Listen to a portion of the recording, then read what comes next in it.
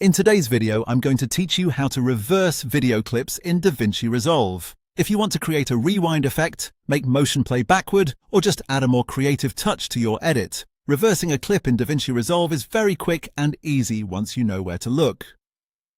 In this walkthrough, I'll show you exactly how to do it in a simple way, so you can follow along without getting lost. To begin, go to your video clip in the timeline and click on it so it's selected. This is important because DaVinci Resolve needs to know which clip you want to edit before it can show you the correct settings. Once the clip is selected, move your attention to the top right area of the interface and click on the inspector.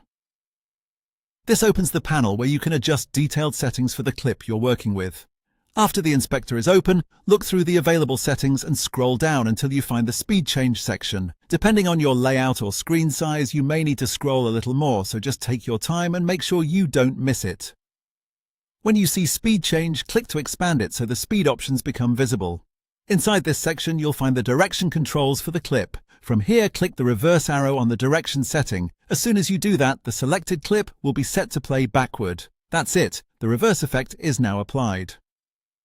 If you want to confirm that it worked, simply play back the clip in your timeline and watch the motion carefully. You should see the action moving in reverse immediately. This is a great technique for stylized edits, transitions, action shots, or any moment where you want to create a unique visual effect without needing extra plugins or complicated tools. One helpful tip is to make sure you've selected the correct clip before opening the inspector, especially if you have several clips stacked closely together in your timeline. If the reverse option doesn't seem to affect the shot you expected, it usually just means a different clip is currently selected, and that's all you need to do to reverse a video clip in DaVinci Resolve. Once you know where the inspector and speed change controls are, the process becomes very fast and easy to repeat in any project.